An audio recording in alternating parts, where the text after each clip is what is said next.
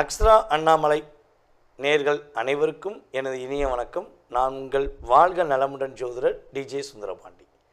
நம்ம கிட்டத்தட்ட ஒரு 6 மாதம் கழித்து நம்மளுடைய சேனலில் மீண்டும் வரேன். நிறைய கால்ஸ் வந்துச்சு.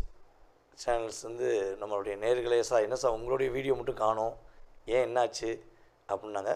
சில ஒரு வேலையின் காரணமாக நம்மளுடைய சேனலில் போட முடியல, வீடியோ போட முடியல. இப்போ இனிமேல் நம்ம ஆட்டம் தான் ஆரம்பம் அப்படிங்கிற மாதிரி நம்ம வீடியோ ரெகுலராக நம்முடைய சேனலில் வரப்போகுது. ஸோ இப்போ இந்த சேனல் வாயிலாக உங்களுக்கு என்ன விஷயம் எடுத்துகிட்டு வந்திருக்கேன் அப்படின்னா, நம்முடைய 2026ஆம் ஆண்டு மிகப்பெரிய மாற்றங்கள் உலகியல் ரீதியாக, நம்முடைய தமிழகம் ரீதியாக நிறைய மாற்றங்கள் ஏற்பட்டுச்சு. ஸோ இந்த மாற்றங்களிலேயே இப்போ இந்த 2026 ஜூலை மாதம் 27ஆம் தேதி, ஜூலை மாதம் 27ஆம் தேதி, ஆடி மாதம் 11ஆம் தேதி, தமிழ் தேதிக்கு ஆடி மாதம் 11ஆம் தேதி, சனி பகவான் மீன ராசியில் இருக்கக்கூடிய சனி பகவான் வக்ரம் ஆகக்கூடிய இந்த நேர காலத்தில் சனி பகவான் ரேவதி நட்சத்திரத்தில் வக்ரம் அடைகிறார். ஸோ இந்த வக்ரம் அடைகின்ற இந்த காலத்தில் சனி பகவான் உங்களுடைய வாழ்க்கையில் என்னென்ன மாற்றங்களை கொடுக்க போகிறார். அதே போல் பார்த்திங்கன்னா சனி பகவான் எப்போ நிவர்த்தி ஆகிறார் அப்படின்னு பார்த்தீங்கன்னா, டிசம்பர் மாதம் 11ஆம் தேதி அதிகாலையில் வக்ர நிவர்த்தி, உத்திரட்டாதி நட்சத்திரத்தில் வக்ர நிவர்த்தி ஆகிறார். அப்போ இந்த குறிப்பிட்ட காலங்களில் உங்கள் லைஃப்பில் இந்த சனி பகவானால் உங்களுக்கு என்னென்ன மாற்றங்கள் ஏற்பட போகுது, வக்ர சனி பகவான் உங்களுக்கு என்னென்ன முன்னேற்றங்களை கொடுக்க போகிறார், வக்ரமான நிலையில் குருவுடைய பார்வை மூலமாக என்னென்ன நன்மைகள் உங்களுக்கு நடக்க போகுதுங்கிறத தெளிவாக பார்க்க போகிறோம். ஸோ வீடியோ ஃபுல்லாக பாருங்கள். உங்களுக்கு உங்களுடைய வாழ்க்கையில் ஏற்படுகின்ற மாற்றங்கள் முன்னேற்றங்கள்ங்கிறத, சனி பகவான் வக்ர கதியில் அப்படிங்கிறத பார்க்க போகிறோம். வாங்க வீடியோக்குள்ளே போகலாம்.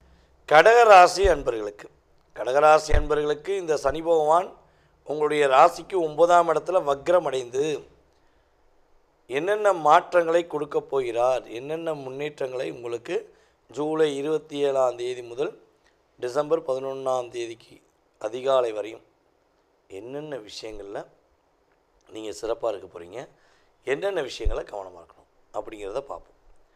பொதுவாகவே ஆல்ரெடி ராசியில் குரு இருக்கார், அதனால் பெரிய பாதிப்பு கிடையாது. வக்ரம் பெற்ற சனி பெரிய பாதிப்பை கொடுக்க மாட்டார். கிட்டத்தட்ட பார்த்திங்கன்னா நவம்பர் மாதத்துலேருந்து டிசம்பர் மாதம் வரையும் தான் நீங்கள் ரொம்ப கவனமாக முடிவெடுத்து செய்யணும். ஓகேவா? அந்த ஒரு மாதம் குரு பார்வை சனி மேலே இல்லாதனால சனி பகவான் கொஞ்சம் அப்படியே சேட்டை பண்ணுவார். ஓகேவா?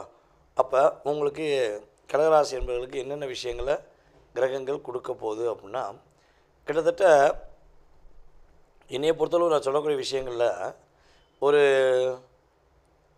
நம்மளுடைய ஆயிலை நட்சத்திரக்காரங்க, ஓகேவா, இதை மெயினாக எடுத்துக்கோங்க. கண்டிப்பாக ஆயிலை நட்சத்திரக்காரங்க மெயினாக எடுத்துக்கோங்க.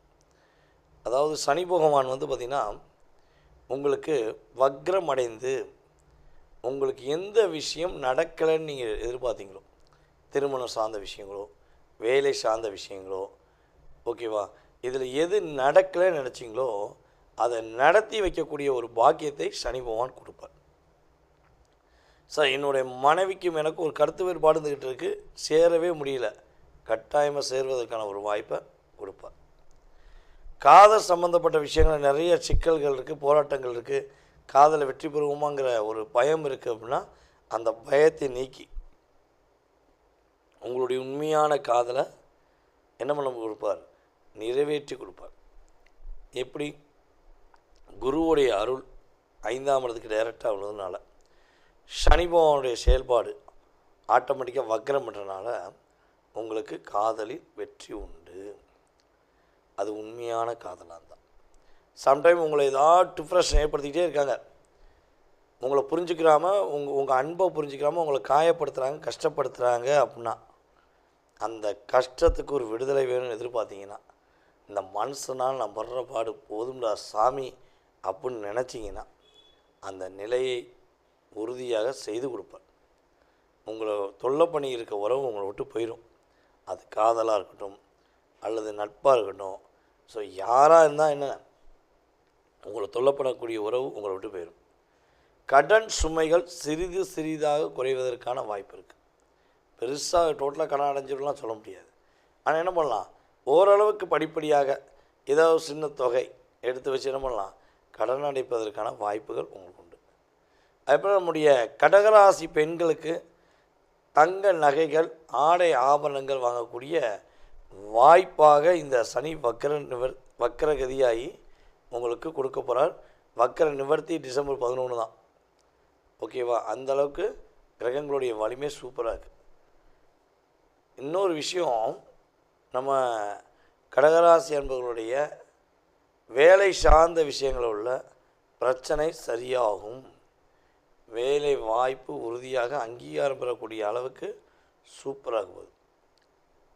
நீங்கள் என்ன விஷயத்தில் மெயினாக கவனமாக இருக்கணும் அப்படின்னா, ஒரு வீடு கட்டணும்னு முயற்சி எடுக்கீங்கன்னு வச்சுக்கோங்களேன். ஒரு வீடு கட்டணும்னு நினைக்கிங்க, அந்த வீடு கட்டக்கூடிய விஷயங்களில் முழு கவனம் செலுத்தணும். இன்ஜினியர் பார்த்துக்குவாரு, கொத்தனார் பார்த்துக்குவாரு, மாமா பார்த்துக்குவாரு, சித்தார் பார்த்துக்குவாருன்னு அவங்ககிட்ட ஒப்படைச்சிட்டு போனீங்கன்னா, ஒன்று வாஸ்து ரீதியாக பிரச்சனை உண்டு பண்ணி அடுத்து வரப்போகிற சூப்பரான லைஃபுக்கு எடுத்து விட்ருவாங்க. இல்லைன்னா உங்களுக்கே வீடு கட்டும்போது பாதியோட தடையாக இருக்கும். இது எனக்கு தெரிஞ்சு டிசம்பர் மாதம் 2025 ஆரம்பிக்கப்பட்டது. புரியுதா? உங்களுக்கு வீடு கட்டக்கூடிய முயற்சியில் பல தடைகள் வந்துச்சு. ஸோ அதை நிவர்த்தி பண்ணக்கூடிய வாய்ப்பாக குரு பகவான் உங்கள் ராசிக்குள்ளே வந்து நிறைய விஷயங்கள் நன்மை செய்கிறார். இருந்தாலும் சனி பகவான் வக்கர பெற்று இருக்கனால வீடு சார்ந்த விஷயங்கள், வீட்டுக்குள்ளே தங்குவதற்கான விஷயங்கள்லாம் கொஞ்சம் டிப்ரெஷன் ஆகும். நீ என்னப்பா வேலை பார்க்குற, நீ வேலை பார்த்து என்ன செய்கிற, வீட்டுக்கு வந்து என்ன செய்கிறான்னு சொல்லி உங்களை உசுப்பேற்றி கேட்பாங்க. அப்போ என்ன பண்ணோம், மனசப்படக்கூடாது. பொறுமையாக நிதானமாக அந்த செகண்ட் பதில் சொல்லாமல் மறுநாள் பதில் சொல்லுங்களேன். கண்டிப்பாக உங்களுக்கு ஒரு மாற்றமும் ஏற்றமும் உங்களுக்கு கிரகம் கொடுக்கும் என்பது உண்மை. ஓகேவா? சரி, பெண்கள் தங்க நகை வாங்கலாமா? தங்க நகை வாங்குவதற்கான ஒரு வாய்ப்புகள் இருக்கா அப்படின்னா, நீங்கள் தங்க நகை வாங்குவதற்கான வாய்ப்புகள் சூப்பராக இருக்குது. ஆனால் தங்க நகையை மீட்பதற்கான வாய்ப்புகள் கொஞ்சம் குறைவாக இருக்குது. ஆனால் முயற்சி எடுத்தால் கண்டிப்பாக என்ன பண்ணலாம், தங்க நகையை மீட்பதற்கான வாய்ப்பு சூப்பராக இருக்குது. வேறு என்ன கவனமாக இருக்கணும் அப்படின்னா, உங்களை தேடி புதிய நட்புகள் உருவாகும். ஏன்னா உங்களுடைய திறமை, உங்களுடைய அழகு, உங்களுடைய செயல்பாடு, உங்களுடைய வேகம், உங்களுடைய அன்பு, உங்களுடைய கருணை, உங்களுடைய அம்மாவின் பாசம், இதெல்லாம் அற்புதமாக இருக்கும். எல்லாருக்கும் விட்டு கொடுத்து போகிறல முதலாக இருப்பீங்க. அப்போ அப்படிப்பட்ட நிலையில் இந்த சனி பகவான் என்ன பண்ணுவார், உங்களுடைய விஷயங்களில் புதிய நட்பு உறவாக இருந்தாலும் சரி, அல்லது ஏதாவது ஒரு உறவு உங்களை தேடி வருதுன்னா தயவு செய்து அவசரப்பட்டு முடிவெடுத்துடக்கூடாது. அவங்கள நம்பிடக்கூடாது முழுமையாக. ஸோ இதில் கவனம். மாணவ செல்வங்கள் படிப்பில் ரொம்ப ரொம்ப கவனமாகும். முழு கவனமும் நீ படிக்கணுங்கிற ஒரு சிந்தனையில் இருந்தீங்கன்னா உங்களை அடிக்க யாரும் கிடையாது. ஏன்னா படிப்பு உங்களுக்கு கிரகங்கள் ரீதியாக சூப்பராக இருக்குது. அதனால் கவலைப்பட தேவையில்லை. ஓகே, சரி. வேறு என்ன விஷயங்களை கவனமாக இருக்கணும்னா, உங்களுடைய குடும்ப ரகசியங்கள் சார்ந்த விஷயங்களை எக்காரணத்தை கொண்டு மற்றவர்களிடம் பதிவிடுவதை தவிர்க்கணும். ஸோ நீங்கள் யார்கிட்ட சொல்கிறீங்களோ அவங்க தான் உங்களுக்கு பிரச்சனை. எப்போ உங்கள்கிட்ட தலையாட்டு போக மாதிரி தலையை ஆட்டிக்கிட்டு இருக்காங்களோ அப்போவே உங்களை லைஃப்பில் ஒரு கட்டம் போட்டு வச்சுட்டாங்கன்னு அர்த்தம். ஸோ அப்போ அவங்ககிட்ட கவனமாக இருக்கலைன்னா கூட இருக்கிறவங்க மூலமாகவே உங்களுக்கு லாக் ஆகக்கூடிய சூழ்நிலை கிரகங்கள் கொடுத்துரும் என்பது நிதர்சனமான உண்மை. நேர்களே, தற்போது வரை நீங்கள் பார்த்தது கோச்சார கிரகமான சனி பகவான் உங்களுடைய ராசிக்கு எத்தனாம் இடத்துல வக்கரம் பெற்றிருக்கார்.